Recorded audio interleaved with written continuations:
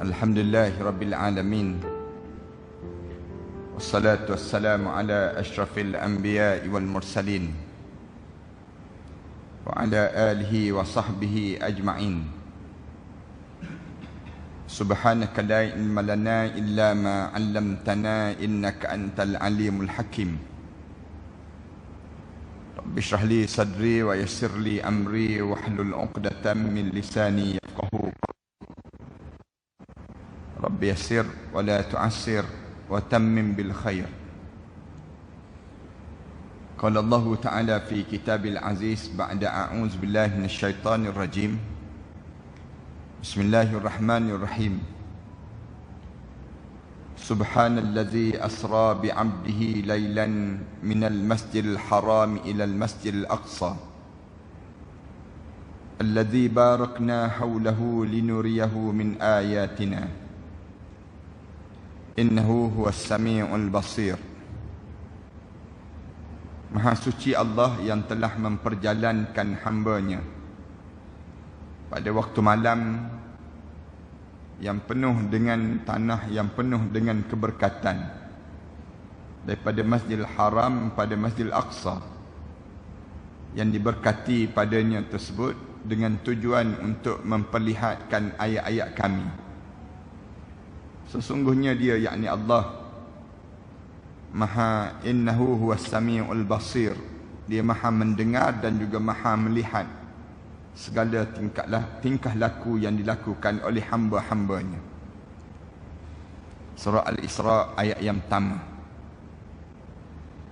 Terima kasih pada Imam, pengurusi dan ahliatan kuasa Masjid Al-Muttaqin, alim ulama, para asatizah, muslimin dan muslimat sekalian. Pertamanya, marilah sama-sama kita mengaturkan rasa syukur yang tak terhingga kita kepada Allah di atas pemilihan yang Allah telah pilih kita pada malam ini untuk datang bertamu dalam rumah Allah. Saat mana orang lain semua tak dapat datang, tapi kita dipilih oleh Allah untuk datang bagi meraihkan ataupun bagi mengingati satu peristiwa yang besar yang berlaku zaman Nabi Muhammad sallallahu alaihi wasallam, iaitu sempena dengan kedatangan dalam bulan Rejab yang kita berada ini yang disebut dengan Isra wal Mi'raj. Syukurnya pada Allah, di saat mana kita sambut ini merupakan masa yang tak pernah terjadi sebelum daripada ini dalam negara kita ini, iaitu berlakunya ujian yang besar juga pada kita pada saat ini yang disebut dengan ujian Covid. Tak pernah dalam sejarah bumi Malaysia kita ini Allah matikan manusia dengan satu jenis penyakit. Mati seramai lebih kurang 32,000 nyawa yang mati semenjak daripada berlakunya Covid ini. Yang saya nak sebutnya syukurnya sangat, dalam jumlah yang mati 32,000 tersebut, nama kita tak tersenarai dalam jumlah tersebut. Allah bagi lagi peluang untuk kita datang pada malam ini, disebabkan mungkin saja kerana doa kita pada tahun lepas yang kita berdoa Allah mustajabkan doa kita agar Allah mengembalikan balik kita ke dalam bulan Rejab, bulan Syaban dan bulan Ramadan pada tahun ini. Allah mustajab doa kita. Kita pun tahu ramai di kalangan saudara-saudara kita, anak beranak kita, keluarga kita yang mati dalam tempoh sebegini, tapi Allah dia panjangkan umur kita sampai kita berjaya memasuki 3 bulan yang besar ini, bulan Rejab, bulan Syaban dan bulan Ramadan. Kalaulah Allah bagi peluang pada kita, kalau sekiranya kita berpeluang satu saat di zaman Nabi Muhammad sallallahu alaihi wasallam dahulu, kita hidup di zaman Rasulullah itu, tentu kita boleh melihat bagaimana cerianya wajah Rasulullah saat ini. Sukanya Rasulullah dengan kehadiran bulan Rejab. Sukanya Rasulullah dengan bulan Rejab ini sampai terkeluar daripada mulut Rasulullah bacaan doa yang diulang dan diulang oleh Rasulullah. Rasulullah ulang bila masuk saja dalam bulan Rejab ini. Rasulullah baca doa, Allahumma barik li bi syahri Rejab wa barik li bi syahri Sya'ban wa ballighni bi syahri Ramadan. Ya Allah, berkatilah aku dengan bulan Rejab, berkatilah aku dengan bulan Sya'ban. Ya Allah, panjangkanlah umur aku ya Allah, agar aku sempat memasuki bulan Ramadan ya Allah. Ini doa yang dibaca dan diulang oleh Rasulullah lah. Rasulullah sebut, ya Allah, kalau ditakdirkan aku mati pada tahun ni ya Allah, maka pilihlah kematian aku setelah mana aku berjaya memasuki bulan Ramadan ya Allah. Ini doa Rasulullah. Kalau doa kita, ya Allah, biar sempat raya lah ya Allah. Raya tu yang besar punya kita. Bahkan orang kita pun dah mula sibuk bercakap, tahun ni boleh beraya ke tak boleh beraya. Kita dah sibuk bercakap tentang hari raya. Kita tak bercakap tentang bulan Ramadan. Jarang orang kita nak sebut tentang Ramadan. Cuma kalau para hadirin sekalian perhati balik, kenapa Rasulullah sallallahu alaihi wasallam bila masuk saja dalam 3 bulan ini, Rasulullah ulang dan ulang baca doa ini. Kita tak jumpa dalam bulan lain Rasulullah baca doa 3 bulan terus. Rasulullah masuk juga dalam bulan Rabiul Awal, bulan kelahiran Rasulullah. Tapi tak ada doa untuk nak masuk bulan Rabiul Awal ataupun masuk bulan Zulhijjah, bulan 12 dalam kalender Islam. Bulan itu kan bulan Hari Raya Aidil Adha. Tapi tak ada doa khusus yang Rasulullah baca untuk bulan Zulhijjah. Tapi bila sebut saja tentang Rejab, Sya'ban dan Ramadan ini, Rasulullah gabung terus satu doa. Start daripada bulan Rejab je, Rasulullah baca doa, ya Allah, berkatilah aku dengan bulan Rejab, berkatilah aku dengan bulan Sya'ban, panjangkanlah umur aku ya Allah, agar aku sempat memasuki bulan Ramadan ya Allah. Kenapa beria sangat Rasulullah dengan 3 bulan ini? Saya nak sebut dengan yang ni dahulu sebelum saya nak jawab tentang Isra' Mi'raj yang kita nak sambut ini sendiri. Para hadirin sekalian, ulama-ulama disebut kerana Allah dia nak tunjuk sayangnya dia pada umat Nabi Muhammad sallallahu alaihi wasallam. Allah bila dia nak tunjuk sayang pada umat Muhammad, Allah anugerahkan kita bulan Ramadan. Bulan Ramadan ni bulan yang tidak dikenali sebelum datang Nabi Muhammad sallallahu alaihi wasallam.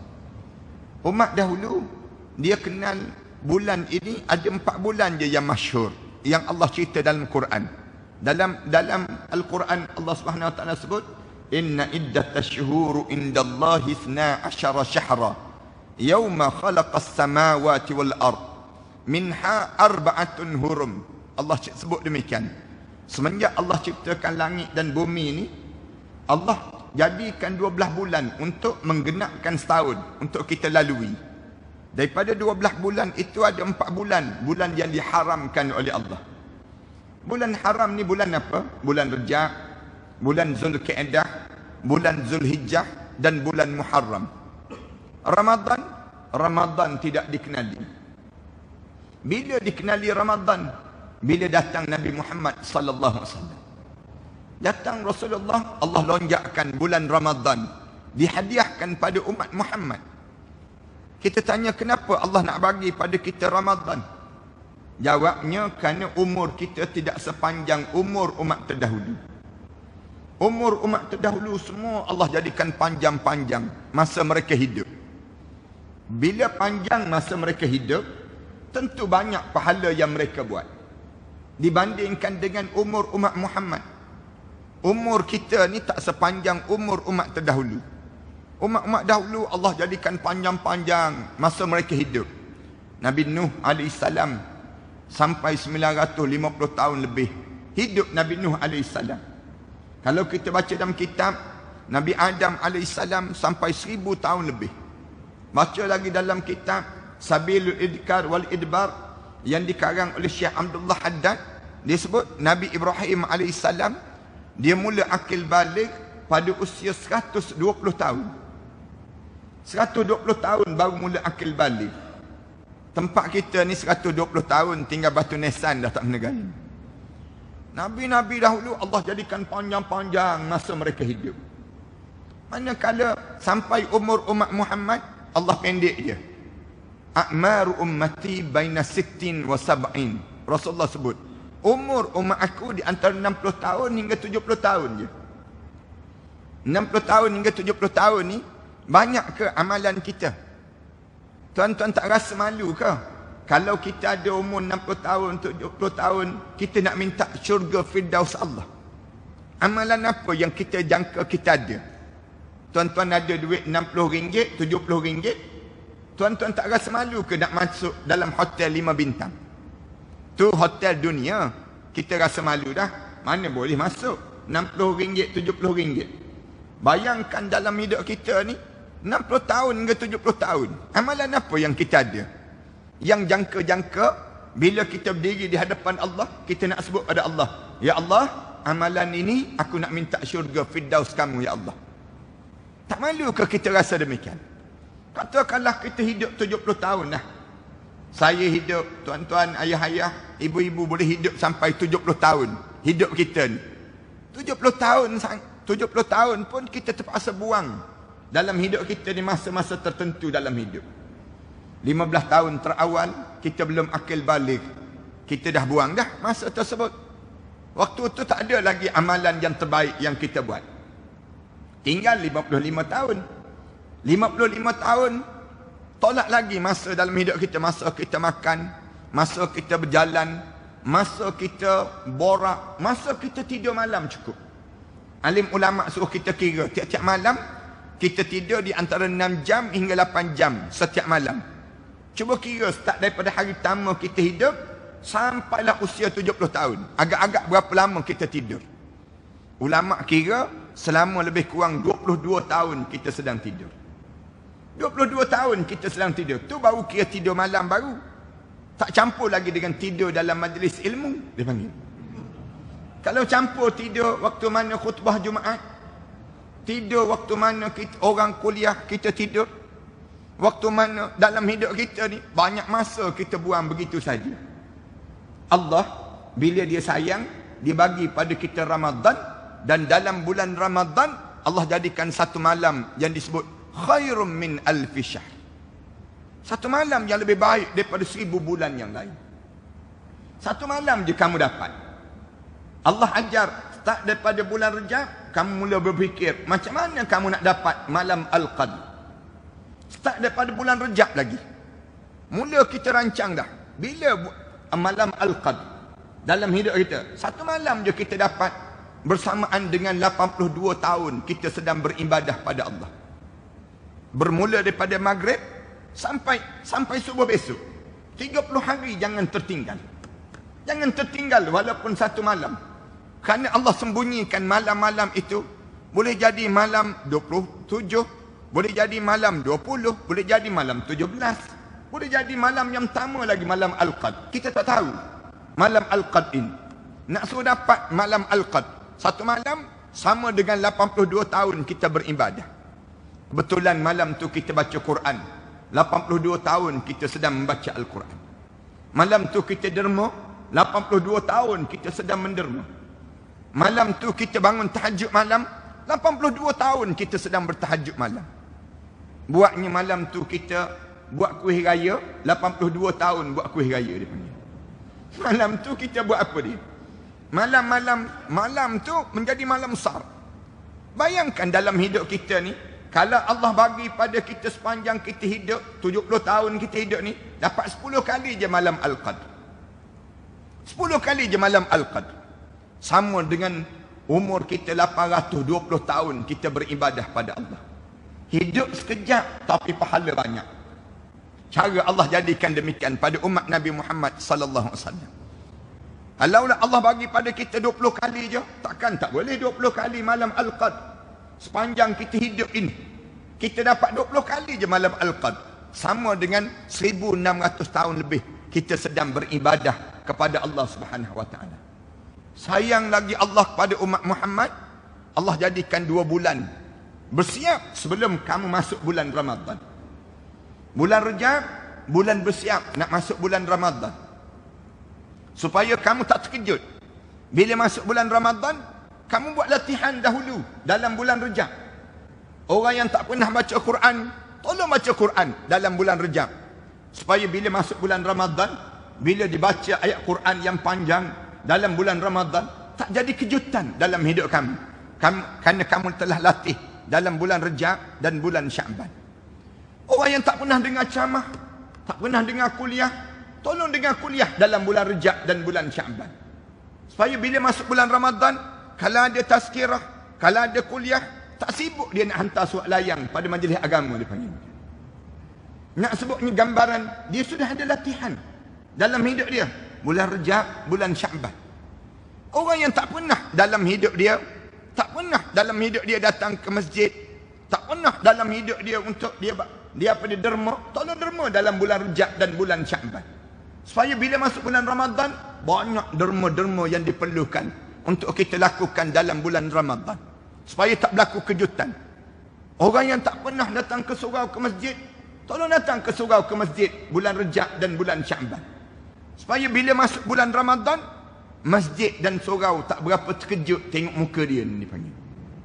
Muka ni tak pernah nampak dalam bulan-bulan lain. Bulan Ramadan nampak pula. Saya rasa masjid ni pun masjid terkejut juga ni kot. Awal Ramadan penuh orang. Sampai melimpah. Sampai kita tak ada ruang. Akak datang semua. Tengah Ramadan tinggal 2-3 saf dah. Hujung Ramadan tinggal Tok Imam, Tok Bilal, Tok Siak, Tok Mudim je yang ada ni. Yang lain ghaibul ghuyub semua dah. Sebenarnya Allah tak jadikan bulan Rejab, bulan Sya'ban dan bulan Ramadan ini untuk kita menyambut hari raya Aidilfitri itu saja, tidak. Alim ulama sebut Allah jadikan bulan Rejab, bulan Sya'ban dan bulan Ramadan supaya apa dia? Supaya kamu tak terkejut bila dipanggil menghadap di hadapan Allah nanti. Tuan-tuan yang datang malam ni, jangan ada seorang pun di kalangan kita bila dipanggil menghadap di hadapan Allah terkejut dan tergamam. Menghadap di hadapan Allah, jangan terkejut. Allah jadikan bulan Rejab, bulan Sya'ban dan bulan Ramadan ni bulan bersiap untuk saat kematian yang dipanggil untuk kita kembali kepada Allah Subhanahu wa taala. Ini cara demikian. Suatu hari raya kena faham betul-betul di kalangan kita. Raya bukannya raya macam yang disambut oleh artis-artis. Raya bukan yang disambut, yang digambarkan oleh agama-agama lain. Raya kita disambut dengan penuh ibadah. Sebagaimana malam hari pertama kamu di alam barzakh, sebegitulah kamu kena gambarkan waktu mana kamu menyambut hari raya. Hari raya ni gambaran kita, beraya kita. Bila kita paling beraya yang sebenar? Bila kita berada dalam kubur. Hari pertama kita dalam kubur.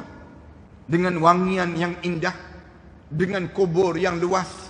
Dengan kenderaan yang mewah. Dengan suasana yang indah dalam kubur. Begitulah kita gambarkan pada hari raya. Kenapa dia? Kerana kita bersiap dengan bulan Rejab, bulan Sya'ban dan bulan Ramadan. Kerana para hadis kan saya nak sebut sikit. Kenapa Allah buat 3 bulan ini pada di kita ini? Kerana kebanyakan di kalangan kita ni terkejut bila menghadap depan Allah. Orang kita ni ada hal dia dah tahu dah. Mati-mati ni semua kena di kalangan kita. Bukti yang mati, ayah dia dah mati.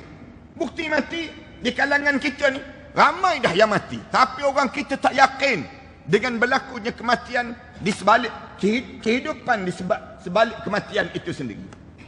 Orang kita tak yakin.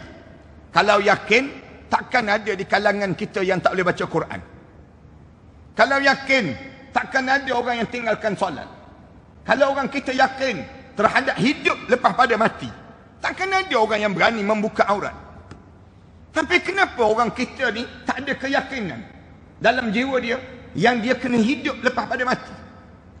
Satu, kita berbeza dengan orang kafir dalam soal Covid ini. Orang kafir memang mereka seronok.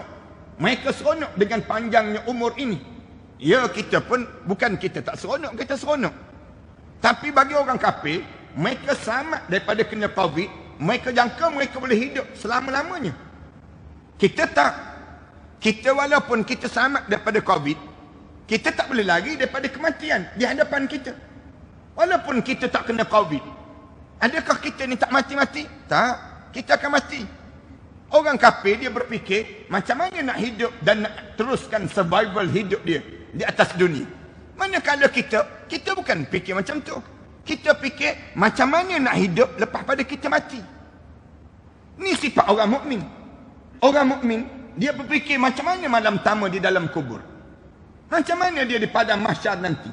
Macam mana dia nak berjalan dengan siapa berada di padang mahsyar nanti. Ni orang mukmin. Kenapa kita jadi terkejut? Kerana kita tak bersiap. Kita tak ambil berat terhadap perjalanan untuk akan datang nanti. Orang kafir memanglah dunia ni yang disebut dengan syurga dalam hidup mereka. Tapi kita bukan syurga dunia.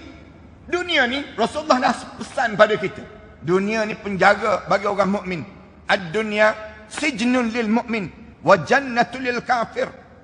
Dunia ni penjara bagi orang mukmin dan syurga bagi orang kafir. Kenapa Allah jadikan yang ni? Allah jadikan bulan Rejab, bulan Syaban dan bulan Ramadan. Supaya jangan ada di kalangan kita bila masuk dalam kubur dia terkejut. Yang pertama. Yang kedua dia menyesal dan dia ingin kembali hidup di atas dunia. Tuan-tuan jangan tuan-tuan sebut dalam kubur sekejap lagi. Jangan ada di kalangan kita sebut sebagaimana yang disebut dalam surah Al-Mu'minun ayat yang ke-99. Bila masuk dalam kubur, mulut masing-masing sebut, qala rabbirji'un. Malaikat bagi tahu pada Allah, aku nak hidup balik di atas dunia. Nak hidup balik. Kenapa nak hidup balik di atas dunia? Dia sebut, la'alli a'malu salihan fima tarak. Kalau aku boleh hidup balik, aku nak buat balik amalan salih yang aku tertinggal waktu mana aku hidup dahulu. Malaikat jawab terus, kalla, jangan harap kamu boleh hidup balik. Innaha kalimatun huwa qailuha. Mulut dia sebut yang kata kamu nak hidup. Wa min waraihim barzakhun ila yaumi yub'atsun. Sedangkan saat ini kamu sedang melalui barzakh sampailah kamu dibangkitkan balik di padang mahsyar Allah Subhanahu wa taala nanti. Ni asas dia panggil demikian. Kenapa nak hidup balik? Kenapa nak kembali balik ke atas dunia? Sedangkan orang mukmin bila masuk dalam kubur, tuan-tuan, kalau kita masuk dalam kubur tak ada seorang pun yang nak hidup balik di atas dunia, orang mukmin. Rasulullah cerita tak ada seorang pun. Semua bila mereka tanya, nak hidup balik? Tak nak mereka. Tak nak. Kenapa tak nak? Sakit kematian tu terbawa-bawa sampai dalam lubang kubur. Tak nak hidup. Kerana hidup penuh dengan ujian. Manakala masuk dalam kubur penuh dengan kenikmatan. Bila rasa demikian dalam hidup mereka tersebut, perasaan untuk kembali hidup tersebut tak ada langsung. Masing-masing sedang menikmati nikmatnya berada di dalam kubur, berada dalam syurga Allah, sampailah dibangkitkan, tak sabar-sabar menunggu untuk masuk dalam syurga Allah Subhanahu wa taala.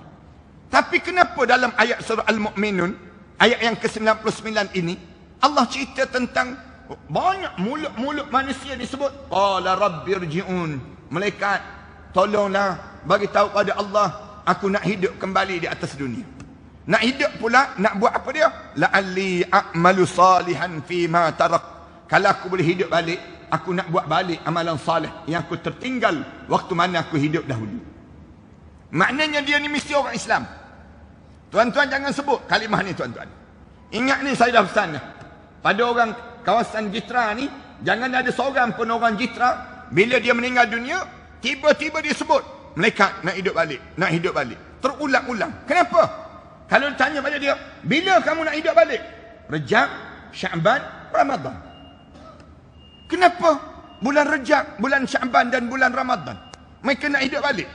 Lalu alim ulama jawab, 3 bulan ini merupakan bulan tarbiyah Allah khusus kepada umat Nabi Muhammad sallallahu alaihi wasallam. 3 bulan ni Allah sendiri yang latih kita. Latih apa dia? Kita tanya, Allah nak latih apa dia pada diri kita? Ada 3 benda yang besar yang Allah nak latih, yang Allah nak bentuk dalam menjadi pribadi mukmin. Benda apa yang besar? Yang pertama, hati. Jangan berpaling daripada Islam. Hati ni jangan berbolak-balik dengan Islam. Hati ni tak ada orang boleh jaga kecuali kita sendiri yang jaga. Macam mana nak jaga hati ni sendiri? Biar keyakinan kukuh dengan Islam dalam hidup kita ni. Allah jadikan peristiwa Isra wal Mi'raj. Isra Mi'raj ni program pemantapan keyakinan. Allah jadikan. Kenapa Allah jadikan Isra Mi'raj? Kita kena faham. Waktu mana berlaku Isra Mi'raj ini, saat mana Rasulullah digoncang keyakinan hidup Rasulullah. Hidup kita ni Allah jadikan ujian yang banyak. Tak ada orang yang terpisah dengan ujian. Saya kena ujian, tuan-tuan kena ujian. Kalau kita baca dalam Quran, Allah cerita ujian ini, wala nabluwannakum bisyai'in minal khauf. Aku uji dalam hidup kamu dengan rasa takut. Ni ujian dalam hidup. Wal ju', rasa lapar, ujian dalam hidup. Wa naqsim minal amwal, aku kurangkan harta benda dalam hidup kamu. Ni ujian dalam hidup kamu. Wal anfusi, dimatikan orang yang kamu sayang. Yang kamu sayang, ni ujian dalam hidup. Rasulullah kena ujian ini. Dimatikan orang yang disayang. Siapa yang disayangi dalam hidup Rasulullah? Dalam hidup Rasulullah sallallahu alaihi wasallam, Khadijah binti Khuwailid dan juga Abu Talib. Dua orang ni sayang sungguh Rasulullah pada mereka. Sayang Rasulullah. Abu Talib, sampai Rasulullah pergi pujuk Abu Talib, pakcik, tinggal pakcik seorang lagi tak mengucap. Orang lain semua dah mengucap. Anak pakcik yang perempuan sulung Ummu Hani dah mengucap. Kemudian isteri pakcik dah mengucap. Anak bongsu pakcik Ali dah mengucap. Semua dah mengucap. Tinggal pakcik seorang lagi tak mengucap. Tak boleh ke pakcik sebut asyhadu an la ilaha illallah wa anni Muhammad Rasulullah? Sebut pakcik. Pakcik sebut je kalimah ni, pakcik selamat. Rasulullah sebut pada pakcik dia. Pak menakan dia ni, sayang Rasulullah dengan pak menakan dia ni sendiri. Minta supaya mengucap. Geleng pada Abu Talib. Muhammad, aku tahu syurga tu betul. Neraka tu betul. Pada mahsyar tu betul. Segala apa yang kamu sebut ni semua betul Muhammad. Tapi biarlah Muhammad, aku seorang mati dalam keadaan tak beriman. Terdudukkan Rasulullah. Menangis Rasulullah. Pegang tangan pakcik dia. Angkat tangan. Ya Allah, samakanlah pakcik aku ni ya Allah. Doa pada Allah. Turun ayat Quran tegur Rasulullah. Innaka la tahdi man ahbabta walakinna Allah yahdi man yasha. Muhammad, kamu tak layak memberi hidayah pada siapa yang kamu sayang. Tapi Allah lah yang layak memberi petunjuk pada siapa yang Allah kehendaki. Bila turun ayat tersebut, Rasulullah faham terus bernilainya nilai hidayah ini. Macam malam ni kan, orang kita ramai tahu malam ni ada ceramah. Tapi tak semua yang boleh datang. Yang tahu tu tak semua boleh datang. Kenapa dia? Kalau kita tanya dia orang kan, tu ramai-ramai kat masjid, parking sampai melimpah ke luar tu. Kita tanya, ni ramai-ramai datang masjid tu ada benda. Ada apa? Dia jawab ada ceramah. Ceramah apa? Isra Mi'raj. Lepas tu, kamu tak datang ke? Tak. Kenapa tak datang? Aku tak dapat hidayah lagi, dia jawab. Senang je kan dia jawab. Maknanya dia belum dibimbing lagi dalam hidup dia. Gambaran bagaimana hidayah. Meninggal dunia Abu Talib dalam keadaan tak beriman. Selang seminggu lepas, 2 minggu lepas tersebut, wafat pula isteri kesayangan Rasulullah. Wafat Khadijah ni menjadi goncangan sungguh-sungguh dalam hidup Rasulullah. Sampai Rasulullah, malam-malam Rasulullah tidur di rumah Ummu Hani, kakak sepupu Rasulullah. Bila wafat dia Khadijah, saya tak cadang nak cerita panjang tentang Khadijah. Wafat Khadijah tersebut, malam tidur rumah Ummu Hani. Malam dia tidur rumah kakak sepupu Rasulullah. Rasulullah tanya, Ummu Hani tanya, kenapa Rasulullah kamu datang ke rumah aku? Malam-malam je datang ke rumah aku. Bawa dengan bantal-bantal untuk nak rehat di rumah aku. Kenapa ya Rasulullah? Rasulullah jawab, rumah aku dibayangi dengan wajah-wajah Khadijah. Aku tak boleh. Aku terlampau rindu, terlampau kasih dengan perempuan ini. Rasulullah kuat sangat ingatan dengan Khadijah. Allah bila dia tengok sampai tahap ni goncangan sebegitu, dia panggil Amu Huzn. Allah jadikan peristiwa Isra wal Mi'raj. Isra Mi'raj ni dijadikan satu mukjizat yang kedua terbesar lepas pada Al-Quran. Lepas pada Al-Quran, Isra Mi'raj. Besar. Satu para alim ulama disebut, kalau kalian tak faham Al-Quran, kalian pun tak faham Isra' Mi'raj, apa benda yang kalian faham terhadap Islam? Sehingga kan alim ulama ajar. Saya ingat lagi, saya kecil-kecil dahulu, bila masuk bulan Rejab je, 15 hari cerita tentang Isra'. 15 hari, 15 malam yang terakhir cerita tentang Mi'raj. Sama ni tiap-tiap malam. Tiap-tiap malam ajar Isra' 15 hari. Kemudian cerita tentang Mi'raj 15 hari yang terakhir. Habis je cerita Isra' Mi'raj, sembelih lembu seekor. Suka, satu kampung suka. Kenapa? Faham Isra' Mi'raj.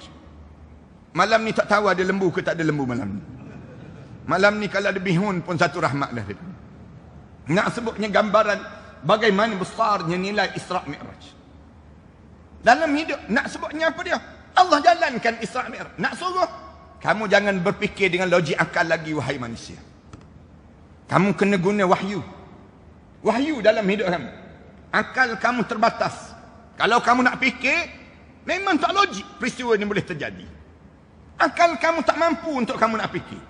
Sampai Rasulullah balik termenung. Rasulullah termenung. Nak cerita ke tak cerita? Nak cerita ke tak cerita? Ummu Hani kata jangan cerita Rasulullah. Jangan cerita. Kalau kamu cerita nanti ada orang yang lari daripada kamu. Sambil-sambil begitu pun Rasulullah termenung. Tiba-tiba lintas Abu Lahab. Abu Lahab tu lintas. Abu Lahab tengok Rasulullah termenung tu. Dia tegur terus Rasulullah. Muhammad, termenung je kamu ni. Kamu ada cerita baru ke? Rasulullah jawab terus. Ya, ada cerita baru. Cerita apa? Semalam aku diisrakan. Semalam aku dimi'rajkan. Kejut Abu Lahab. Isra' tu apa benda? Mi'raj tu apa dia? Isra', Rasulullah kata, aku diperjalankan daripada Masjidil Aqsa, daripada Masjidil Haram sampai Masjidil Aqsa. Mi'raj daripada Masjidil Aqsa sampai Sidratul Muntaha. Kemudian aku balik semula pagi tadi. Abu Lahab tanya, kamu pergi bila? Semalam. Kamu balik bila? Pagi tadi. Rasulullah sebut demikian. Abu Lahab sebut, ni cerita sensasi juga ni Muhammad. Ni kalau panggil TV 10, TV 20 mesti glamour punya. Muhammad, diam-diam Muhammad. Kamu jangan cerita lagi pada orang. Biar aku yang panggil orang ramai datang dengan balik ceramah kamu. Aku yakin tak ada orang yang akan percaya cerita yang kamu cerita ni. Para hadirin sekalian, nampak tak? Plot bagaimana susun atur yang Allah susun. Kenapa yang Rasulullah pergi cerita Isra' Mi'raj pada Abu Lahab pagi-pagi hari lagi? Cerita Isra' Mi'raj ni pada orang kafir. Di antara orang yang terawal mendengar cerita tentang Isra' Mi'raj. Yang heran lagi, Abu Lahab pula yang datang jumpa dengan Abu Bakar, bagi tahu kepada Abu Bakar, Abu Bakar, kamu percaya tak?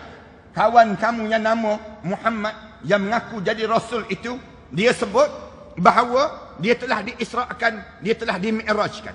Abu Bakar tanya, siapa yang cerita pada kamu? Rasulullah yang kamu sebut, Rasulullah itu yang cerita pada aku sebentar tadi. Lalu Abu Bakar jawab, apa yang dicerita? Apa yang dicerita? Abu Lahab cerita, dia diperjalankan daripada Masjidil Haram sampai Masjidil Aqsa semalam, kemudian dia sampai menghadap depan Allah Sidratul Muntaha, kemudian diturun balik pagi tadi. Abu Bakar jawab, sadaqta ya Rasulullah. Benar apa yang kamu sebut ya Rasulullah. Terduduk Abu Lahab. Kamu percaya? Kalau Rasulullah cerita lebih daripada itu pun aku percaya. Abu Bakar sebut. Para haniskan dalam cerita Isra' Mi'raj ini, berapa kali bibir kita sebut sadaqta ya Rasulullah. Benar ya Rasulullah. Benar. Cerita ni bukan cerita dongengan. Ni bukan cerita khayalan. Ni cerita yang betul, yang mesti diimani. Kerana orang kita ni tak yakin. Tak percaya pun. Ramai mana orang kita tak percaya. Bukti orang kita tak percaya Isra' Mi'raj, dia tak sembahyang. Bila dia tak sembahyang, artinya dia tak percaya tentang Isra' Mi'raj. Bukti orang kita tak percaya Isra' Mi'raj, dia tak tutup aurat. Kerana dalam peristiwa Isra' Mi'raj ditunjuk macam mana kesan orang perempuan yang tak tutup aurat. Orang yang tak tutup aurat. Bukti orang kita tak percaya tentang Isra' Mi'raj. Tak yakin dalam dada dia tentang Isra' Mi'raj. Sampai dia berebut terhadap harta dunia. Sampai dia tak nampak nilaian akhirat jauh lebih besar daripada dunia. Kita berebut harta tak habis-habis. Berebut harta bukan dengan orang lain. dengan jiran, tetangga kita yang dekat-dekat dia. Berkelahi pasal tanah, berkelahi pasal ayam itik, berkelahi pasal benda-benda yang remeh-temeh dalam hidup. Kamu tak faham ke tentang Isra' Mi'raj?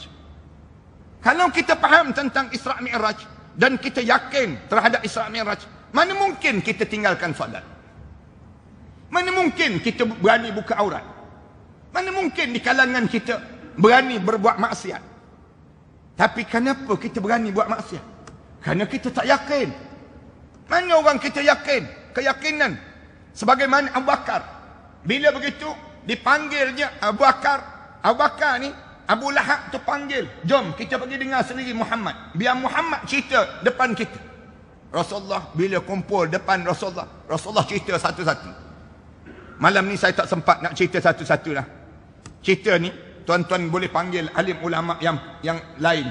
Cerita. Cuma saya nak sebutnya, Rasulullah kata, aku dibelah dada, kemudian aku dinaikkan burak, kemudian aku dibawa sampai, kemudian dibasuh dada aku ni. Kemudian dalam perjalanan, Rasulullah kata sampai Masjid Aqsa, kemudian aku dibawa menghadap depan Allah. Kemudian aku terima satu ibadah solat. Kemudian aku ditunjuk solat, kemudian aku ditunjuk tentang syurga. Bila Rasulullah berdiri depan syurga, Rasulullah sebut terus, aku tengok orang yang paling ramai di kalangan umat aku yang masuk dalam syurga ialah orang miskin, katanya Rasulullah. Jauh lebih ramai dibandingkan dengan orang kaya yang masuk dalam syurga. Dan orang kaya yang masuk sikit, dalam keadaan sikit, kemudian dia pula lambat masuk dalam syurga Allah Subhanahu Wa Taala. Rasulullah sebut arba'ina kharifan, sejarah lebih kurang 40,000 tahun Rasulullah sebut demikian, dibandingkan dengan orang miskin. Sampai Rasulullah baca doa.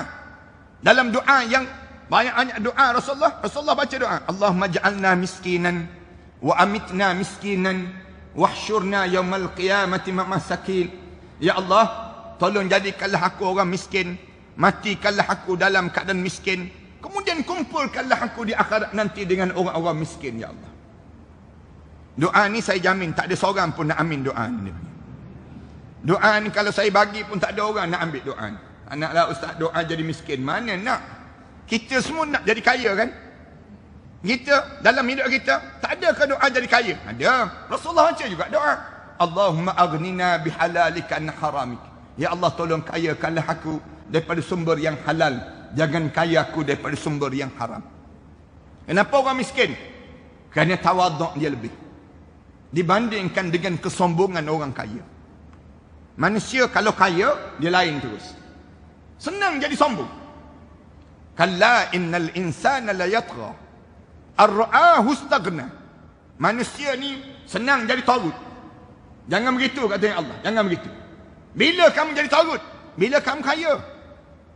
Bila kamu rasa cukup dalam hidup kamu mula tak ingat pada Allah Subhanahu Wa Taala. Orang miskin, saya sesak jawab dia tak banyak kan? Mana banyak? Tanya orang miskin, televisyen ada televisyen? Tak ada, ya Allah, televisyen tak ada. Habis kamu tengok apa? Kami tengok besen je, ya Allah. Orang miskin kan? Cuba tanya orang kaya, televisyen ada televisyen. Dia tanya balik, yang berapa inci, ya Allah? Dia tanya. Tu tak tanya lagi, astro ke tak ada astro kat rumah kamu? Beyond ke tak beyond astro kamu? Astro kamu tu, kamu bayar tiap-tiap bulan RM150, RM250 bil astro. Kamu derma untuk masjid ni ada RM150 sebulan. Kalau tuan-tuan tak pernah buat macam tu, sama je. Bayar bil astro dengan bagi pada masjid ni RM150 sama dengan bil astro. Kalau tuan-tuan ada astro malam ni, baik tuan-tuan jual astro tuan-tuan. Tak terjawab kita di akhirat nanti. Tak terjawab. Itu baru bahagian astro baru. Tak kira bahagian yang lain lagi. Nak sebutnya orang Allah, Rasulullah cerita. Kemudian Rasulullah kata, aku ditunjuk tentang neraka. Aku tengok orang paling ramai di kalangan umat aku yang masuk dalam neraka ialah orang perempuan. Rasulullah sebut demikian. Orang perempuan yang paling ramai. Tapi jangan pula orang lelaki lurut dada pula. Lega-lega tak masuk neraka dah kita. Jangan. Kenapa orang perempuan masuk neraka? Padahal orang perempuan paling senang masuk dalam syurga Allah. Paling senang masuk dalam syurga Allah. Kenapa orang perempuan yang paling ramai masuk dalam neraka terlebih dahulu dalam hidup mereka sebut? Jawabnya, alim ulama jawab, kerana orang perempuan tak jaga dua perkara yang besar dalam hidup dia. Yang pertama, dia tak jaga Allah dan juga Rasul. Ni payah orang perempuan nak jaga. Nak menjaga Allah dan juga Rasul payah. Nak jaga solat, orang perempuan payah. Nak jaga aurat, orang perempuan payah. Nak jaga hubungan dia dengan Rasulullah, nak berselawat dalam hidup dia. Daripada dia banyak berselawat, lebih banyak dia mengumpat dalam hidup dia. Payah dalam hidup dia. Nak jaga yang ni. Yang pertama nak jaga Allah dan juga Rasul. Yang kedua, orang perempuan ramai masuk neraka pun siapa?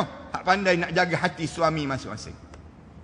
Suami ni sakit hati dengan isteri masing-masing. Ramai orang lelaki kita begitu kan. Dia sakit hati, disimpan. Kenapa? Dia sakit hati dengan isteri dia. Mula-mula kahwin lagi, isteri dia angkat suara depan dia. Tengking dia, cakap kasar dengan dia. Orang perempuan, saya nak pesan sikit. Orang perempuan jitra ni jangan buat macam tu. Jangan ada di kalangan orang perempuan ni angkat suara depan suami masing-masing. Kalian angkat suara depan suami kalian, hancur lebur amalan-amalan kalian. Hancur amalan-amalan kalian. Sebagaimana orang lelaki, jangan angkat suara depan mak dan ayah. Jangan kita angkat suara, jangan tengking kata-kata mak ayah. Orang perempuan pun jangan. Dia jangan biarkan suami dia terasa hati. Bila dia tengking, simpan. Orang lelaki ni disimpan. Simpan dalam hati. Orang lelaki ni belum kahwin, memang banyak mulut. Dah kahwin, mulut dia disimpan dalam hati. Orang perempuan belum kahwin, tak ada mulut. Dah kahwin, mulut kat mulut. Dia panggil begitu. Bila mulut kat mulut, dia menyakitkan hati suami dia. Kebanyakan begitu terjadi. Suami pula, bila sakit, simpan dalam hati ni, lama-lama berpenyakit hati dia. Penyakit apa? Orang lelaki kena penyakit takut bini, dia panggil begitu. Kenapa terdiam semua macam pun dah kena je ni? Nak sebutnya di kalangan kita. Bila kita takut dengan isteri kita, kita sakitkan hati mak dan ayah kita.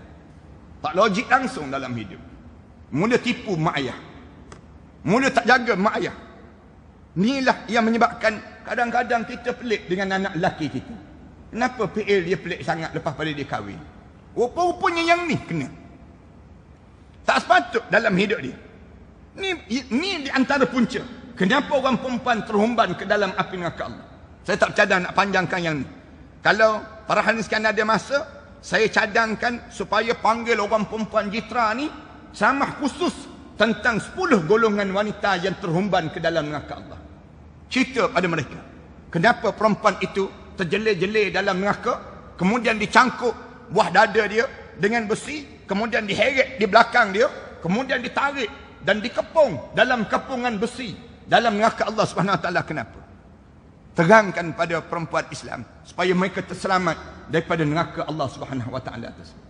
Lepas je Rasulullah cerita yang ni, Rasulullah cerita je, bangun terus yang disebut dengan orang kafir bangun. Kazzabta ya Muhammad. Pembohong kamu wahai Muhammad. Cerita bohong je lah disebut. Sembang kencang je Muhammad disebut. Mana mungkin kamu pergi satu malam cerita banyak macam ni. Katanya orang kafir ni sendiri. Rasulullah diam. Tak apalah, kerana dia kafir. Orang kafir takkanlah dia nak boleh percaya. Keimanan dia pun tak sebagaimana yang diyakini oleh orang-orang Islam. Orang kafir sebut, betul ke kamu pergi Muhammad? Rasulullah kata betul, aku pergi. Kalau betul kamu pergi, kami ni biasa pergi. Kamu tolong jawab pertanyaan kami. Kamu jawab pertanyaan kami. Rasulullah kata, kalau aku boleh jawab, apa yang kamu nak buat? Kalau kamu boleh jawab, baru betul kamu pergi. Kalau kamu tak boleh jawab soalan ini, tak betul. Rasulullah kata tak. Rasulullah kata, kalau aku boleh jawab, kamu mesti beriman dengan apa yang aku bawa. Rasulullah cabar demikian. Rasulullah tak tahu lagi soalan apa dia. Dia kata, tentu kami boleh terima. Kamu tolong jawab. Soalan apa yang kamu nak tanya? Rasulullah sebut. Lalu orang kafir tanya, Muhammad, kami ni dah biasa ke Masjid Aqsa. Kami tahu tiang-tiang dan pintu-pintu yang ada dalam Masjid Aqsa. Tolong bagi tahu pada kami berapa biji tiang yang ada dalam Masjid Aqsa tersebut. Tanya soalan demikian yang Rasulullah tak sangka langsung. Macam saya tanya tuan-tuan biasa ke datang Masjid Muttaqin ni? Biasa Ustaz. Saya nak tanya sikit, atas kepala tuan-tuan ada berapa biji kipas atas kepala tuan-tuan? Nak tanya soalan demikian. Tanya Tok Imam pun Tok Imam tak boleh jawab. Bukan kerja kita nak bilang kipas. Bukan kita datang nak kira tentang kipas. Tapi tanya Rasulullah, berapa biji tiang yang ada? Tapi Allah tunjuk. Allah tayangkan tiang tersebut depan Rasulullah. Rasulullah jawab, tiang ni kat sini, tiang ni kat sini, tiang ni kat sini. Bila Rasulullah jawab satu-satu, bila Rasulullah jawab satu-satu tersebut, terduduk di kalangan mereka. Betul lah tersebut. Rasulullah tanya, betul tak? Betul. Betul. Bila Rasulullah sebut, kalau betul begitu, Rasulullah kata, kalau kamu tak yakin lagi, kamu tunggu kabilah yang akan sampai penghujung petang ini. Ada satu kabilah yang aku sempat minum air susu dalam perjalanan aku pulang daripada Mi'raj malam tadi. Katanya Rasulullah, aku sempat minum dengan kabilah sebut, dan kaki unta yang sebelah depan tu terbalut, kaki kanan dia terbalut dengan simpulan yang menunjukkan tempangnya kaki unta tersebut. Kamu tunggu petang ni. Mereka tunggu dan mereka tanya kabilah sebut. Sampai kabilah tu mereka tanya, lalu mereka jawab, ya, kami minum dengan Muhammad. Beriman ke tak beriman orang kafir tersebut dengan Rasulullah? Tetap tak beriman pada Allah. Kafir dulu, kafir sekarang sama je tuan-tuan. Tak ada beza tuan-tuan. Orang kafir dahulu dengan sekarang sama. Sama je. Al-kufru millatun wahid. Orang kafir ni wahidah. Nak sebutnya, orang kafir ni pandangan hidup dia sama je. Sejak dulu, sekarang sama je. Tetap menjadi anti kepada Islam. Dalam sampai Allah Subhanahu Wa Taala sebut, jangan kamu jadikan mereka ni pemimpin pada kamu, jangan jadi wali dalam hidup kamu dengan kekufuran mereka tersebut. Yang ni yang pertama. Yang kedua, bangun kumpulan yang kedua. Bangun kumpulan kedua, Abu Bakar sebut, sadaqta ya Rasulullah. Benar apa yang berlaku pada kamu ya Rasulullah. Sahabat yang lain pun bangun. Ya, betul. Masing-masing betul. Habis saja, dah pulang saja tersebut, ada satu kelompok lagi. Termenung je kelompok tersebut. Bangun, dia kata, Muhammad, sebelum daripada ni kami beriman pada kami. Tapi mulai daripada sekarang ini, kami keluar daripada Islam. Peristiwa Isra' Mi'raj ini pelik sangat disebut. Kalau kamu boleh buktikan pada kami benda ni betul, kami kembali balik ke Islam. Rasulullah tanya, apa dia? Apa dia yang kamu nak suruh aku buktikan? Yang pertama, angkat kaki kanan kamu sebelah. Muhammad disebut. So Rasulullah angkat kaki kanan sebelah. Rasulullah angkat kaki kanan sebelah. Yang kedua, Muhammad, kamu angkat kaki kiri kamu sebelah lagi. Tentulah Rasulullah tak boleh angkat dua-dua belah. Tak percaya, cuba try kita buat, nak tengok. Terangkat ke tak terangkat? Dua-dua belah dalam satu masa. Bila tak terangkat, dia sebut terus Muhammad. Logik sikit. Kalau dua belah kaki pun tak terangkat, macam mana kamu sampai Sidratul Muntaha? Allahu Akbar. Manusia ni kan, ni guna akal ni. Guna akal. Rasulullah jawab terus, kamu nak suruh terang ke, jelas ke tentang Isra' Mi'raj? Dia kata, ya, tolong jelaskan pada kami. Rasulullah kata, kamu pergi rumah Umar. Rumah Umar. Umar akan terangkan pada kamu. Dia pun luruh bendul, pergi rumah Umar. Pergi rumah Sayyidina Umar. Sampai di rumah Sayyidina Umar tanya, Rasulullah sudah datang? Ya, Muhammad suruh terangkan pada kami tentang Isra' Mi'raj. Sayyidina Umar kata, kamu duduk diam kat sini. Jangan pergi tempat lain. Umar masuk dalam rumah dia, Sayyidina Umar masuk, Sayyidina Umar keluar, Sayyidina Umar pancung terus kepala kawan tersebut. Bila kena pancung, terkejut sahabat-sahabat yang lain. Umar, Rasulullah bukan suruh pancung pada dia. Rasulullah suruh terang pada dia. Terangkan pada dia. Sayyidina Umar jawab, tu pancung kepala tu terang tu.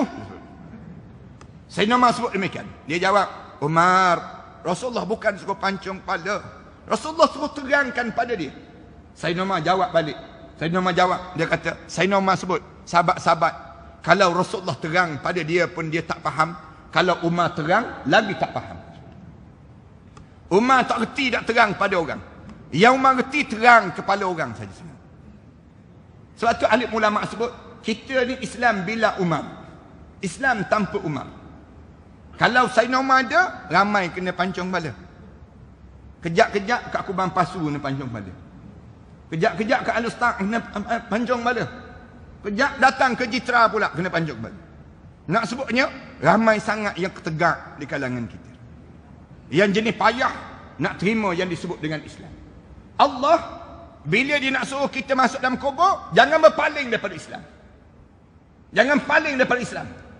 Bila kita mati nanti, jangan cari selain daripada Islam. Wala tamutunna illa wa antum muslimun. Jangan biarkan diri kamu mati kecuali saat mana kamu mati kamu betul-betul Islam. Saya sebut tadi orang kita tak yakin dengan Islam, tuan-tuan. Bukti tak yakin senang je. Pergi ke bank je, Pegawai bank tanya, nak buat loan cara Islamik ke, nak buat pinjaman cara Islamik ke, cara konvensional? Dia tanya balik pegawai bank tersebut, mana yang untung? Dia tanya. Mana yang untung? Pegawai bank tu dah bagi tahu dah. Ni cara Islam, ni cara konvensional. Kamu buat pilihan lah dalam hidup kamu. Kamu orang Islam ke kamu orang kafir? Tiba-tiba orang Islam pun tak percaya pada Islam. Logik tak logik dalam hidup? Orang kita tak percaya dengan Islam. Orang tanya dia, tak hantar nak menghafal Quran ke? Dia tanya balik, ada masa depan ke? Dia tanya. Ada masa depan?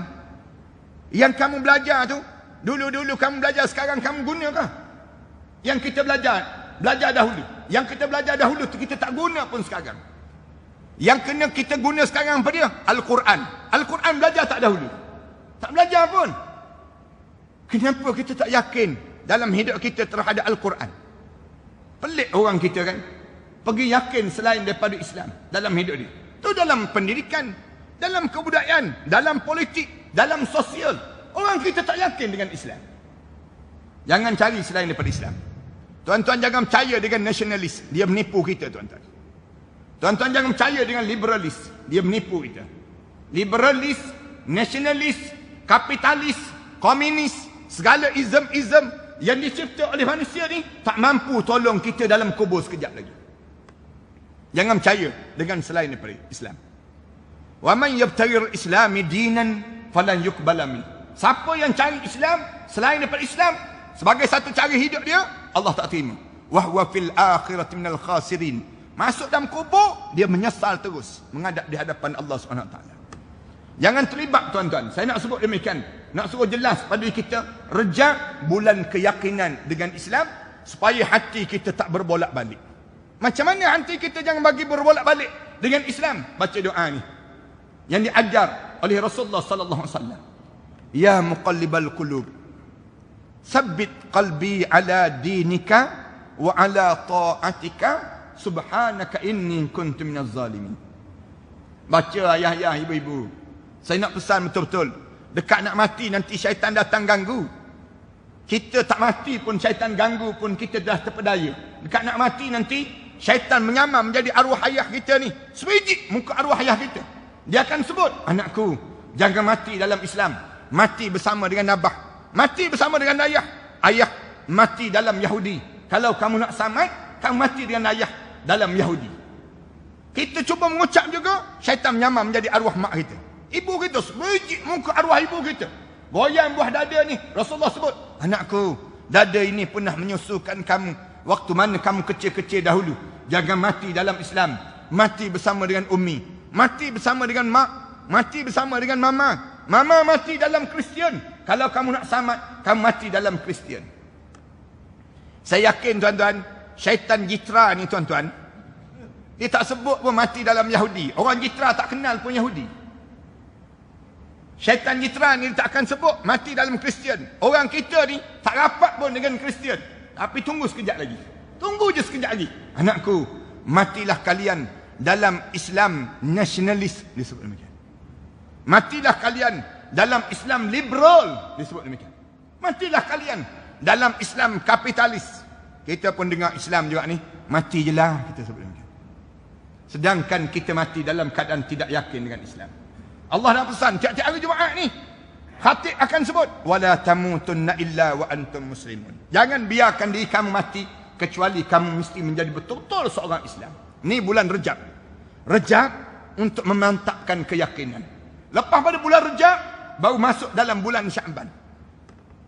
Bulan Sya'ban Allah buat dua program yang besar. Untuk apa? Untuk mempersiapkan diri kita masuk dalam kubur.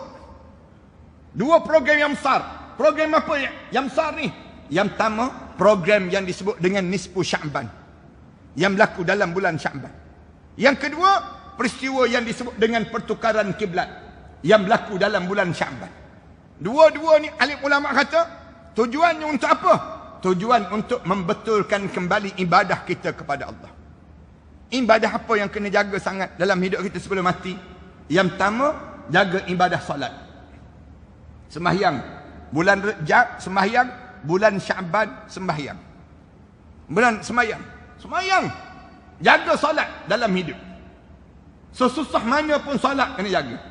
Bila sampai usia 40 tahun, jaga solat berjemaah. Bila usia 60 tahun, jangan tinggal lagi solat tahajud malam.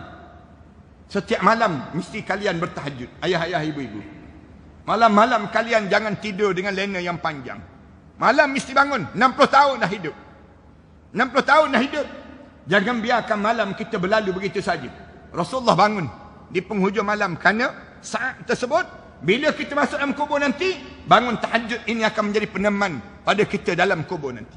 Ini kekuatan dalam hidup kita. Yang nak sebut, yang pertama salat. Yang kedua baca Quran. Baca Quran, saya ulang banyak kali di mana-mana pun. Baca Quran, jangan sampai tak boleh baca Quran. Siapa yang tak boleh baca Quran, pastikan umur dia panjang-panjang dan tak mati-mati. Jangan mati ya, jangan mati. Kalian mati di saat mana kalian tak boleh baca Quran, kalian masuk dalam kubur tu, confirm tak lepas menghadap depan Allah. Tak percaya, cuba try mati, tak percaya. Nak tahu lepas ke tak lepas. Masuk kubur je, malaikat tanya terus. Quran boleh baca Quran? Tak boleh. Quran tak boleh baca. WhatsApp boleh, dia jawab. WhatsApp boleh baca, Quran tak boleh baca. Jangan tak boleh baca. Siapa yang tak boleh baca Quran, tolong datang jumpa dengan AJK Masjid. Bagi tahu pada AJK Masjid, saya antara ahli qaryah yang tak boleh baca Quran. Ngaku je. Jangan malu. Jangan malu di kalangan kita. Sebut, tolong saya takut saya mati, isteri saya mati, anak-anak saya mati, tiba-tiba saya tak boleh baca Quran. Jangan sampai tak boleh baca Quran. Kerana tak boleh baca Quran ni sama dengan orang yang bawa kereta, tak boleh baca meter kereta, tak tahu apa benda yang depan dalam skrin tersebut, dia tak boleh baca signboard jalan, dia nak ke mana dalam hidup dia. Dia nak bawa kereta ni ke mana pada diri dia. Demikian juga dalam hidup kita.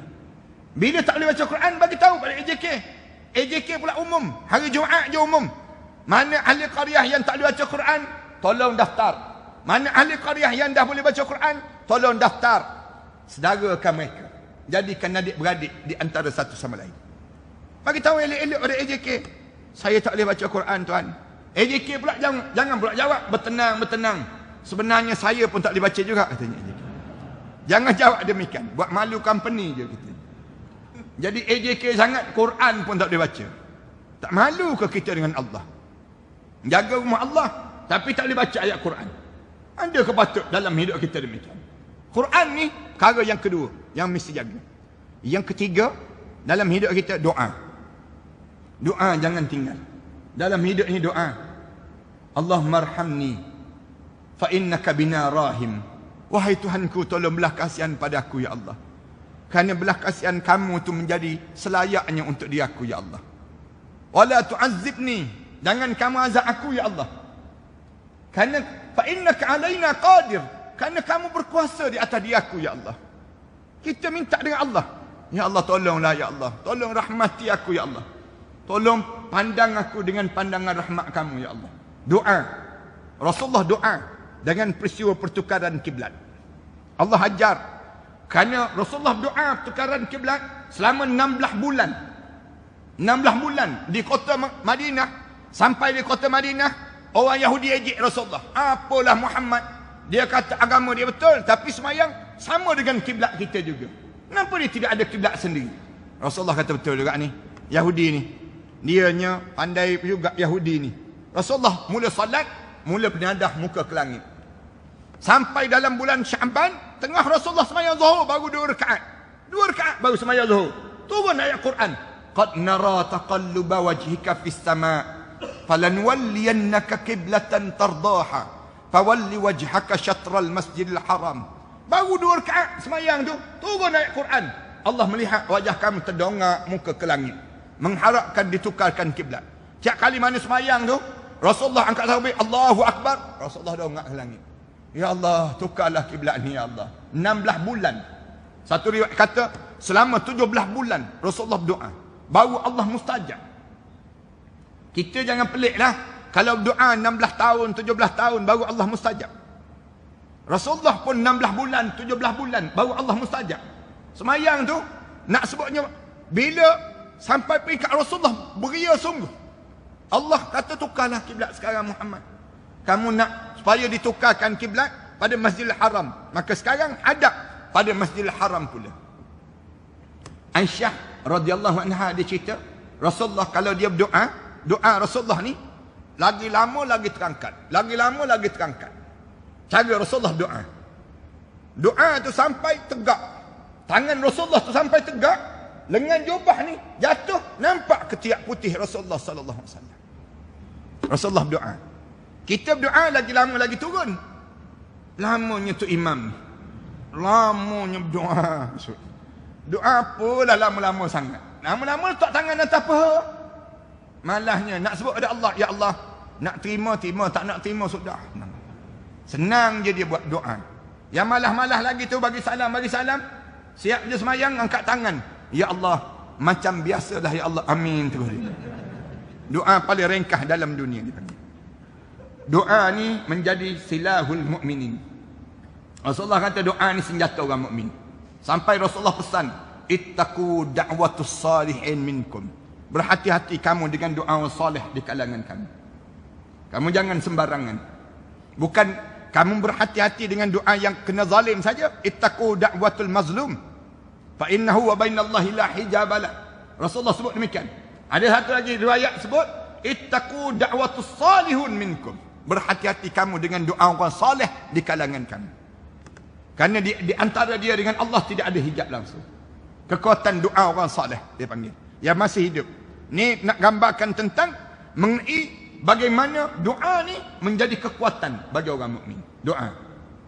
Yang keempat, dalam hidup kita ni ibadah yang perlu kita jaga sungguh, yang disebut dengan zikir dan juga selawat. Zikir dan selawat jangan berhenti. Ni nak masuk dalam kubur ni, masuk dalam kubur.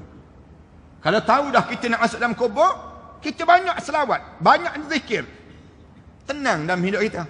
Zikir apa? Zikir la ilaha illallah Muhammadur Rasulullah. Kan Rasulullah sebut afdaluz zikr. Afdal zikir. Apa dia? La ilaha illallah. Hari-hari bibir kita ni la ilaha illallah Muhammadur Rasulullah. Zikir je pada diri kita. Zikir apa dia dalam hidup kita? Sayyidul istighfar yang diajar oleh Allah kepada Nabi Muhammad sallallahu alaihi wasallam. Sebut pagi-pagi je sebut, Allahumma anta rabbi la ilaha illa anta khalaqtani wa ana abduka wa ana ala ahdika wa wa'dika mastata'tu a'udzubika min syarri ma sana'tu abu'u laka bi ni'matika alayya wa abu'u bi dhanbi faghfirli fa innahu la yaghfiru dzunuba illa anta. Rasulullah kata, kamu sebut sekali je pagi, sekali je pagi. Hari itu belum maghrib sampai kamu mati. Masuk dalam kubur tu, terus ke dalam syurga Allah Subhanahu Wa Taala. Sebut sekali je malam lepas pada maghrib. Sekali je kita sebut sekejap tadi, sekali je. Mutayaqinan, penuh keyakinan. Belum subuh, malam tu kita mati. Masuk kubur, terus ke dalam syurga Allah Subhanahu Wa Taala. Zikir. Zikir ni nyawa kepada kita lepas pada kita mati nanti. Tuan-tuan, dalam kandungan ibu kita, air yang menguatkan kita dalam kandungan ibu. Kita hidup dalam air. Tak ada air, pecah air ketuban, lepaslah kita. Hidup atas dunia ni, oksigen yang Allah bagi dengan roh yang ada. Tak ada oksigen, tak ada roh ni, matilah kita. Tapi dalam kubur, dalam kubur bukan lagi oksigen, bukan lagi yang disebut dengan air, tapi dalam kubur zikir. Zikir menjadi nyawa kepada setiap di kalangan kita. Zikir jangan tinggal. Banyaklah kelebihan zikir. Sampai alim ulama kagang kitab Al-Azkar Imam Nawawi. Al-Azkar Imam Nawawi itu perhanskan baca, belajar tiap-tiap di kalangan kita. Nak suruh hidup kita ni penuh dengan zikir. Diam kita diam fikir, cakap kita cakap zikir. Bila mulut kita keluar perkataan, semua zikir. Semua zikir mengingati Allah. Bila kita diam kita mengingatkan kita ke akhirat Allah. Dan yang akhir sekali, dalam ibadah ni apa dia? Tolong alihkan semua aset-aset yang kita ada di atas dunia ini ke akhirat Allah sebelum kita mati masuk dalam kubur seorang-seorang. Saya ulang sekali lagi ya. Tolong alihkan sekarang semua aset-aset, harta benda yang kita ada ni, hantar ke akhirat sekarang. Sebelum kita mati masuk dalam kubur seorang-seorang. Jangan dah mati baru kita nak suruh orang hantar ke akhirat. Menyesal kita. Harta yang ada ni jangan simpan di atas dunia. Harta ni kan kita cari untuk diri kita kan. Cari untuk diri kita. Simpan untuk apa? Dia jawab, simpan untuk bekalan hari tua Ustaz. Sekarang tak tua lagi ke? Baru nak tua Ustaz. Baru nak tua. Siapa yang ajar simpan untuk bekalan hari tua?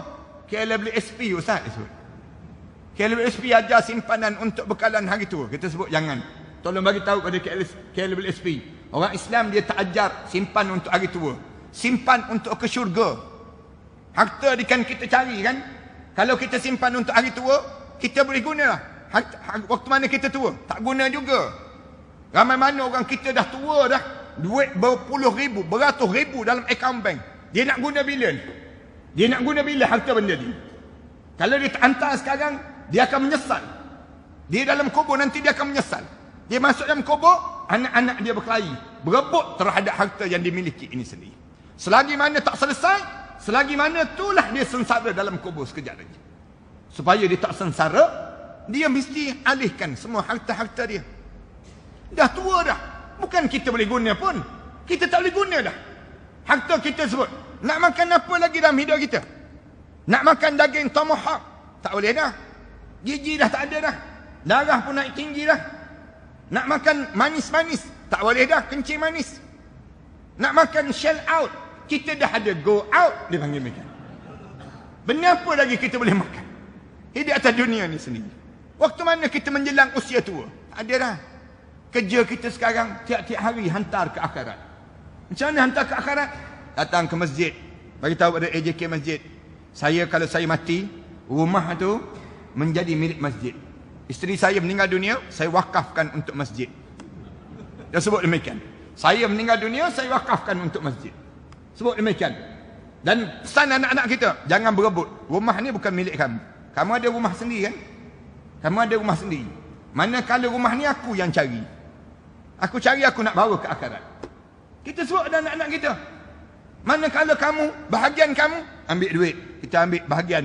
Bagilah bahagian tanah ke bahagian rumah, kereta ni, abah nak bawa ke akhirat Allah. Macam mana cara? Datang, bagi tahu pada JK masjid. Saya mati je, rumah tu, isteri saya mati je, saya dan isteri saya meninggal dunia, saya wakafkan untuk masjid. Kita mesti masuk dalam kubur, berjumpa balik kereta tersebut. Jumpa balik rumah kita. Cantik lagi daripada itu.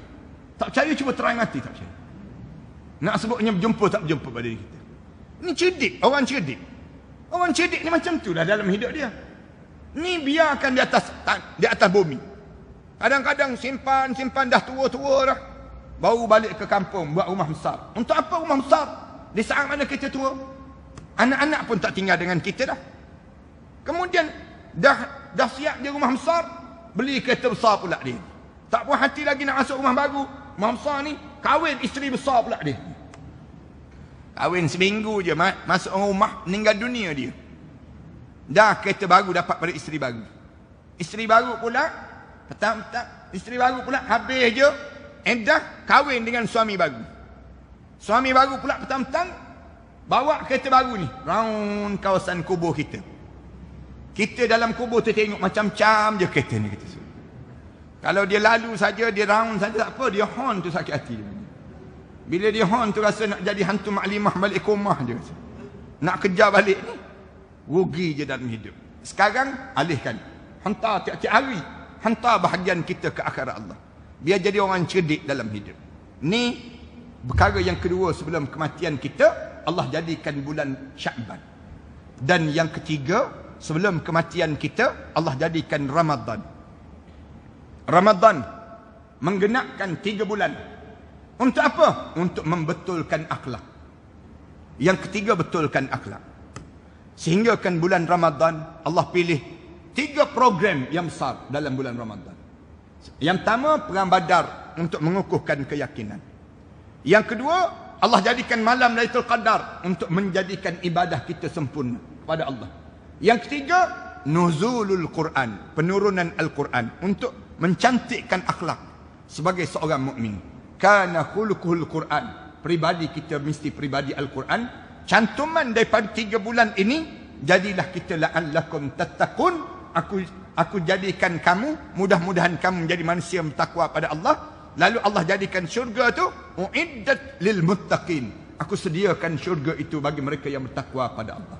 Dimulakan dengan Isra' Mi'raj pada saat yang kita berada ini. Mudah-mudahan kita boleh fahamlah tentang Isra' Mi'raj ini sehingga kan kita dipilih oleh Allah menjadi orang-orang yang saleh. Terima kasih di atas kesempatan malam yang baik ini. Saya mohon maaf saya bercakap panjang dengan tuan-tuan malam ni. 1.5 jam saya bercakap ni.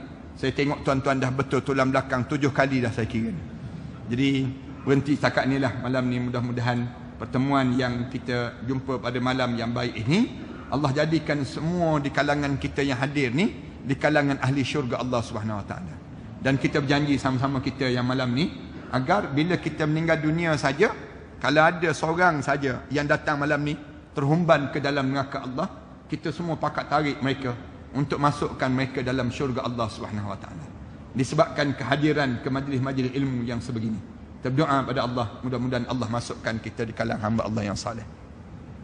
Tuan-tuan, sebelum kita berdoa ni, suka saya nak sebut pada tuan-tuan sebagaimana disebut oleh imam tadilah. Saya bangunkan ma'had tahfiz di belakang saya, tuan-tuan. Ada lebih kurang 6 buah sekolah tahfiz. Dah 14 tahun dah saya bangunkan ma'had tahfiz ni. Saya bantu anak-anak yatim, orang miskin. Saya bangunkan di Shah Alam, saya bangunkan juga di Pahang, saya bangunkan juga di Kelantan, saya buat juga di Kuala Terengganu. Satu lagi saya bangunkan di Pulau Langkawi. Pulau Langkawi itu di antara Gunung Mak Cincang dengan Gunung Raya tu. Saya buat satu sekolah saya di situ. Tuan-tuan, kalau tuan-tuan pergi ke Langkawi, tuan-tuan jangan makan ikan siakap je, jangan. Tapi datanglah ke sekolah saya. Saya jemput. Sekarang ni saya sedang buat masjid di sekolah saya tersebut. Termasuk masjid ni saya sedang nak siapkan atap di atas tu. Dan masjid tu 2 tingkat. Saya cadang untuk dimuatkan seramai lebih kurang 400 orang pelajar dan juga masyarakat kampung di situlah. InsyaAllah mudah-mudahan demikian. Dalam usaha lagi untuk nak menyiapkan demikian. Tuan-tuan yang ada kelapangan rezeki, tuan-tuan bolehlah dapatkan beberapa buah kitab yang saya karang. Ada kitab yang saya karang. Kitab tu ada lebih kurang 34 buah kitab yang telah saya karang. Malam pertama di Barzah, saya cerita tentang persiapan sebelum kematian. Dan ni di antara kitab-kitab yang saya karang lah. Tapi kalau saya bantu juga di selatan Thailand. Di selatan Thailand tu anak-anak yatim, orang miskin tadi, yang bapa mereka ditembak mati. Asalnya pelajarnya 22 orang je. Sekarang ada 800 lebih pelajar. Saya dipahamkan demikian. Saya bantu mereka dengan cara saya suruh mereka bela lebah. Lebah tersebut hasilkan madu. Madu tu mereka hantar ke Shah Alam. Saya gunakan untuk perubatan Islam. Orang yang kena sihir, saya kata minum air madu. Orang yang kena kencing manis teruk, dia kacau dengan saya kacau dengan madu, minyak zaitun dan habatus sauda, dibentuk dalam bentuk kapsul begitu. Buat makan. Alhamdulillah turun kadar gula dalam darah masing-masing. Kemudian ada yang dia tak boleh bangun, dia buat amalan. Alhamdulillah Allah bagi kelebihan dengan cara demikian. Tuan-tuan boleh dapatkan produk tersebutlah. Saya campur dengan susu kambing, madu dengan susu kambing. Saya jadikan produk demikian. Tuan-tuan, ini untuk dana sekolah saya lah. Tapi kalau tuan-tuan tak boleh yang lain tu, tuan-tuan pakat-pakat ambil pamphlet. Ada pamphlet yang tersebar tu. Saya sedang mencari pewakaf-pewakaf yang nak taja anak-anak pelajar sekolah saya. Seorang-seorang tu kita tanggung. Anak-anak yatim tu sebanyak RM3,500 setahun bagi membiayai mereka tersebut. Adalah kadar-kadar tertentu yang ada ni. Tuan-tuan boleh je berhubung dengan pegawai-pegawai keuangan yang ada tersebut. Dan ada nombor akaun sekolah saya tersebut. Tuan-tuan ambil je pamphlet tu, tuan-tuan pergi ke mana-mana bank, berdiri je depan mesin bank tu, semayang sunat istikharah dulu senang kita. Nak infak ke tak infak, nak derma tak derma. Mudah-mudahan sampailah pahala pada mak-mak kita, arwah ayah kita, arwah datuk nenek moyang kita yang kita niatkan sampai pada mereka tersebut. Bismillahirrahmanirrahim. Alhamdulillahirabbil alamin. Wassalatu wassalamu ala asyrafil anbiya'i wal mursalin. وعلى آله وصحبه أجمعين. ربنا افتح بيننا وبين قومنا بالحق وأنت خير الفاتحين. اللهم بارك لنا بشهر رجب، وبارك لنا بشهر شعبان، وبلغنا بشهر رمضان. اللهم إنا نعوذ بك من علم لا ينفع، ومن قلب لا يخشع، ومن نفس لا تشبع، ومن دعاء لا يسمع. ربنا ظلمنا أنفسنا وإن لم تغفر لنا وترحمنا لنكون من الخاسرين. ربنا آتنا في الدنيا حسنة وفي الآخرة حسنة وقنا عذاب النار. الحمد لله رب العالمين.